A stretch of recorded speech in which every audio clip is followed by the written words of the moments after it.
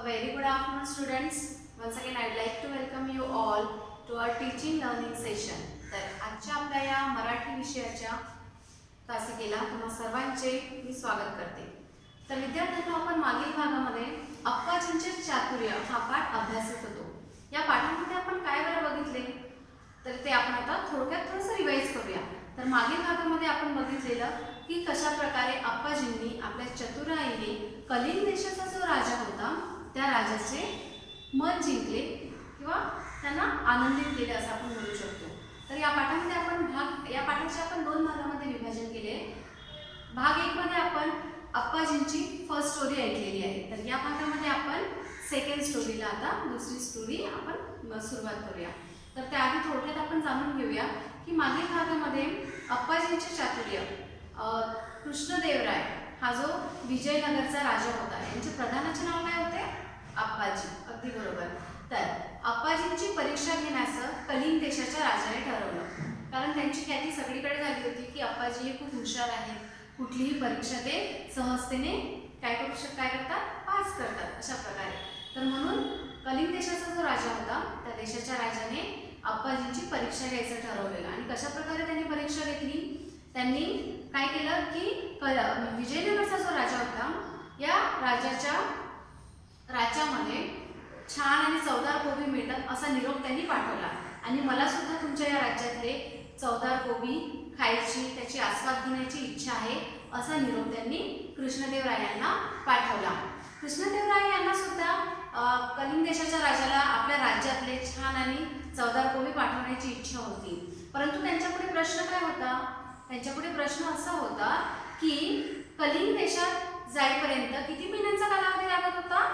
3 महिन्यांचा. अगदी बरोबर. तर कलिंग देशात जर आपण कोबी पाठवला तर तो कलिंग देशात जाईपर्यंत काय होईल? कुजून जाईल, खराब होऊन जाईल. या अशी चिंता विजयनगरच्या राजाला कृष्णदेवरायांना लागली. म्हणून त्यांच्यापुढे आता खूप मोठा प्रश्न होता की आपण कलिंग देशाच्या राजाला कोबी पाठवायचे तर कसे? तर ही गोष्ट त्यांनी अप्पाजींकडे सांगितली. आणि अप्पाजींनी अगदी सहजतेने आपल्या चतुराईने यावर काय उत्तर दिले? त्यांनी काय म्हटलं की यात काय अवघड आहे? जर आपल्याला कोबी पाठवायचे तर आपण काय करूया, गाडी वाहनाला जो ड्रायव्हर असतो गाडीवानाला बसण्यापुरती जागा गाडीमध्ये सोडून बाकीच्या भागामध्ये काय टाकायचं? माती टाकायची, त्यामध्ये माती भरायची आणि त्या मातीमध्ये काय टाकायचं? बी, कोबीचं बी टाकायचं. आणि रोज त्या गाडीवानाला त्या कोबीच्या रोपांना पाणी द्यायला सांगायचं. म्हणजे जेणेकरून जोपर्यंत तो गाडीवान कलिंग देशात पोहोचेल तोपर्यंत छान आणि ताजे कोबी तयार होतील. तर कृष्णदेवराय यांना अप्पाजींची ही जी कल्पना होती, जी युक्ती होती, ही खूप छान आवडली. आणि म्हणून त्यांनी तसंच केलं. त्यांनी काय केलं? गाडीवानाला बसण्यापुरती जागा सोडून गाडीमध्ये उर्वरित भागामध्ये काय केलं? त्यामध्ये माती टाकली आणि त्यामध्ये कोबीचे बी पेरले. आणि गाडीवानाला काय सांगितलं की रोज त्या कोबीच्या रोपांना काय द्यायचं? पाणी द्यायचं. आणि अशा प्रकारे जेव्हा तो गाडीवान आपली बैलगाडी घेऊन कलिंग राज्यात पोहोचला तोपर्यंत काय झाले? तोपर्यंत छान असे कोबी तयार झाले आणि कलिंग देशाच्या राजाला छान आणि चवदार कोबी मिळाले. आणि हे बघून त्यांना खूप आनंद झाला आणि अप्पाजीचे कौतुकही वाटले. परंतु पुढे एवढ्यावरच त्यांचे समाधान झाले का? नाही. कलिंग देशाच्या राजाचे एवढ्यावर समाधान झाले नाही, ते संतुष्ट झाले नाही. तर त्यांना काय वाटलं की अप्पाजींची आपण आणखी एक परीक्षा घ्यावी. तर अप्पाजींची त्यांनी कशा प्रकारे परीक्षा घेतली ते आता आपण या भागामध्ये अभ्यासणार आहोत. तर चला सुरू करूया. सर्वांनी आपले मराठी पाठ्यपुस्तक घ्यायचे आहे. आपल्या मराठी पाठ्यपुस्तकातील पाठ क्रमांक 14 अप्पाजींचे चातुर्य, पेज नंबर 39, पान क्रमांक 39 हा पाठ तुम्हा सर्वांना काढायचा आहे. तर चला, काढला का सर्वांनी? तर चला आता आपण अप्पाजींची कलिंग देशाच्या राजाने कशा प्रकारे परीक्षा घेतली ते आता आपण बघूया. तर आधी मी पाठाचे वाचन करणार आहे. तुम्ही सर्वांनी सुद्धा काळजीपूर्वक, लक्षपूर्वक काय करायचं आहे? लक्ष द्यायचं आहे. तर चला सुरू करूया. अप्पाजींची आणखी एक परीक्षा घ्यावी असे कलिंगच्या राजाला वाटले. त्याने एकसारख्या दिसणाऱ्या 3 मूर्ती मागवल्या व म्हणाले, या तीनही मूर्ती दिसायला सारख्या असल्या तरी यातली एक मूर्ती निकृष्ट आहे, दुसरी मध्यम दर्जाची आहे आणि तिसरी उत्कृष्ट आहे. या सारख्या दिसणाऱ्या 3 मूर्तींमधील उत्कृष्ट मूर्ती कोणती ते मला सांगा. त्यांच्यामधील फरक इतर कोणालाही ओळखता येईना. अप्पाजी म्हणाले, मी सांगतो फरक. त्यांनी एक लवचिक तार घेतली, ती एका मूर्तीच्या कानात घातली. तेथून ती तार मूर्तीच्या तोंडातून बाहेर पडली. अप्पाजी म्हणाले, ही निकृष्ट मूर्ती. नंतर अप्पाजींनी ती तार दुसऱ्या मूर्तीच्या कानात घातली.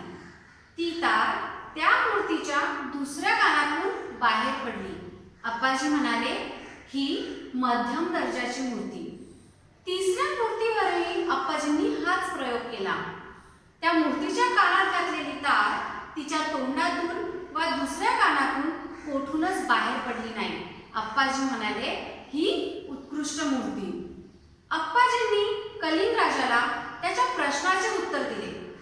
आपण मागवलेल्या मूर्तींपैकी एका मूर्तीच्या कानात घातलेली तार तिच्या तोंडातून बाहेर पडली, ती निकृष्ट मूर्ती. एखादा माणूस ज्या अफवा ऐकतो त्याचा खरे खोटेपणा पडताळून न पाहता जर तो दुसऱ्यांना सांगू लागला तर त्याचे व समाजाचेही हित होत नाही, या मूर्तीचा असा अर्थ होतो. दुसऱ्या मूर्तीच्या एका कानातून घातलेली तार त्या मूर्तीच्या दुसऱ्या कानातून बाहेर पडली, ही मध्यम प्रतीची मूर्ती. एखाद्या माणसाने अफवा ऐकली आणि ती दुसऱ्या कानाने सोडून दिली तर त्यात समाजाचे हितही होत नाही आणि नुकसानही होत नाही, हा दुसऱ्या मूर्तीचा अर्थ. तिसऱ्या मूर्तीच्या कानात घातलेली तार तेथेच अडून राहिली, ही तिसरी मूर्ती उत्कृष्ट मूर्ती.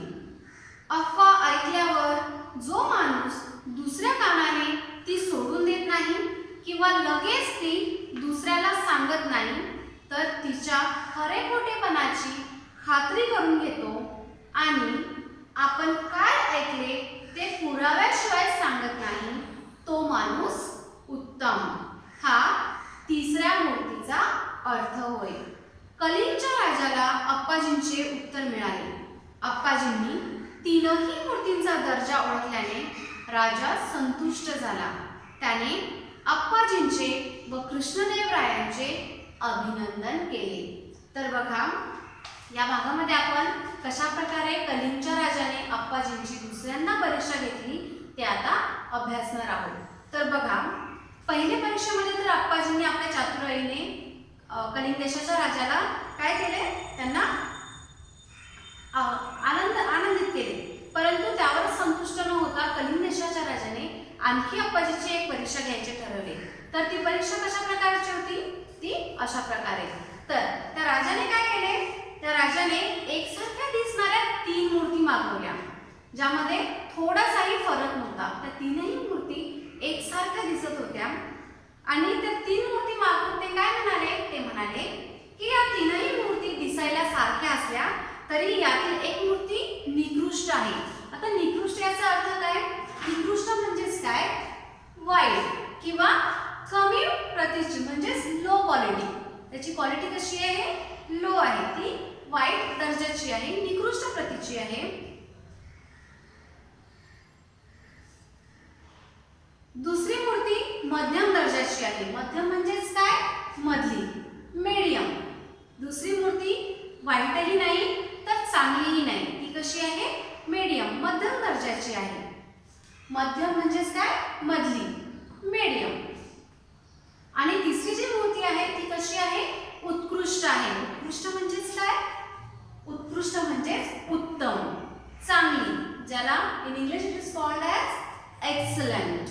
तर अशा प्रकारच्या ज्या 3 मूर्ती आहेत त्या त्यांनी तेथे समोर ठेवल्या आणि सांगितलं की या एकसारख्या दिसणाऱ्या 3 मूर्तींपैकी उत्कृष्ट मूर्ती कुठली ते तुम्ही मला सांगा. तर तिथे उपस्थित, त्या राजवाड्यामध्ये उपस्थित जे काही मंडळी होती त्यातल्या कोणालाही तो फरक ओळखता येत नव्हता. तर आप्पाजी काय म्हणाले? आप्पाजी म्हणाले मी सांगतो फरक. तर त्यांनी काय केलं? त्यांनी बघा कशा प्रकारे आपल्या चतुराईने त्या तीनही मूर्तींमधली उत्कृष्ट मूर्ती ओळखली. तर चतुराईने म्हणजेच काय? हुशारीने. तर बघा आप्पाजी काय म्हणाले? त्यांनी काय घेतलं? एक लवचिक तार. लवचिक म्हणजेच काय? लवचिक म्हणजेच नाजूक, flexible. In English it is called as flexible. एक लवचिक नाजूक तार घेतली आणि काय केलं?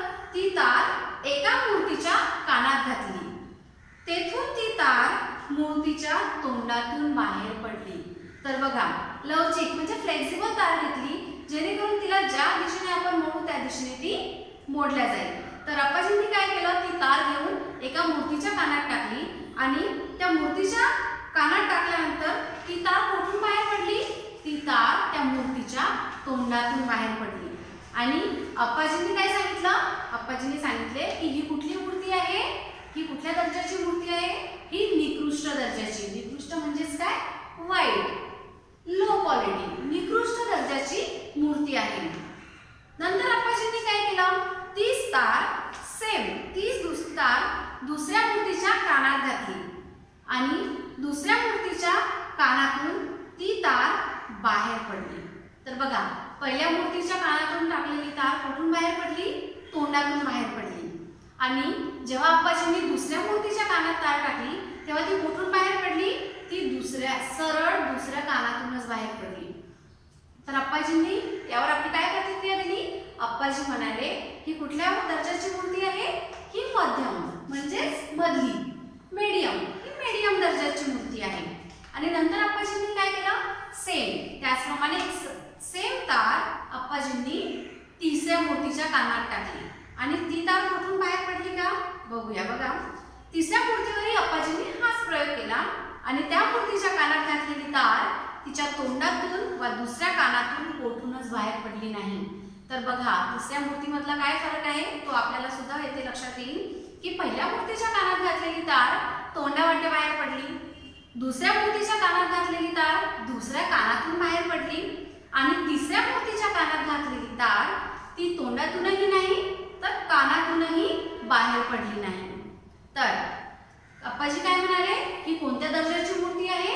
ही उत्कृष्ट म्हणजेच अतिशय चांगली, उत्तम दर्जाची मूर्ती आहे. तर आप्पाजींनी बघा आप्पाजींनी कशा प्रकारे कलिंग देशाच्या राजाला याचे उत्तर दिले. तर आप्पाजींनी कलिंग राजाला त्या प्रश्नाचे उत्तर दिले की आपण मागवलेल्या या 3 मूर्तींपैकी एका मूर्तीच्या कानात घातलेली तार तिच्या तोंडातून बाहेर पडली. याचाच अर्थ आप्पाजींनी काय सांगितला की एखादा माणूस ज्या अफवा ऐकतो त्याचा खरे खोटेपणा पडताळून न पाहता जर तो दुसऱ्यांना सांगू लागला तर बघा आपल्या मित्र मैत्रिणी किंवा आपल्याला कुठून तरी एखादी गोष्ट समजते तर ती गोष्ट माहीत झाल्यानंतर आपण काय करतो? लगेच ती गोष्ट आपल्या मित्रांना, आपल्या मैत्रिणींना किंवा आपल्या घरी आपल्या आई वडिलांना सांगतो, लगेच ती गोष्ट सांगतो, बरोबर आहे. पण आपण त्याचा खरे खोटेपणा पडताळून पाहतो का? नाही.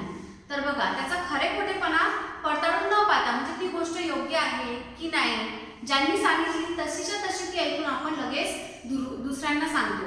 तर याचा अर्थ काय होतो? म्हणजेच एखादी अफवा जर आपण ऐकली आणि ती अफवा खरी आहे की खोटी आहे याची पडताळणी न करता आपण जर ती सरळ दुसऱ्यांना सांगितली तर काय होतं? त्यामध्ये समाजाचे हित होत नाही असा या मूर्तीचा अर्थ होतो, असं आप्पाजींनी सांगितलं. नंतर आप्पाजींनी काय केलं? दुसऱ्या मूर्तीच्या कानात घातलेली तार ती कुठून बाहेर पडली? सरळ कानातून बाहेर पडली. तर त्यांनी काय सांगितलं की ही कोणत्या दर्जाची मूर्ती आहे? ही मध्यम दर्जाची मूर्ती आहे. तर याचा अर्थ आप्पाजींनी काय सांगितला की एखादी गोष्ट जर आपण ऐकली तर बघा पुढे आप्पाजींनी कसा अर्थ सांगितली की एखाद्या माणसाने अफवा ऐकली आणि ती दुसऱ्या कानाने सोडून दिली तर यात समाजाचे हित होत नाही आणि नुकसानही होत नाही. म्हणजे एखादी गोष्ट जी खरी खोटी आहे ती पडताळून न पाहता आपण ऐकली, आपल्याला सवय असते की जाऊ दे आपल्याला काय करायचं आहे, ती गोष्ट कुठे आपल्या कामाची आहे म्हणून आपण काय करतो, एखादी गोष्ट ऐकतो आणि दुसऱ्या कानाने ती सोडून देतो. तर यामध्ये काय होतं, यामध्ये आपलंही नुकसान होत नाही आणि समाजाचंही, दुसऱ्यांचं सुद्धा नुकसान होत नाही, असा अर्थ अप्पाजींनी या दुसऱ्या मूर्तीचा सांगितला. तर तिसऱ्या मूर्तीचा अर्थ बघा काय सांगितलं अप्पाजींनी. तिसऱ्या मूर्तीचा अर्थ अप्पाजींनी सांगितला की तिसऱ्या मूर्तीच्या कानात घातलेली तार तेथेच अडून राहिली.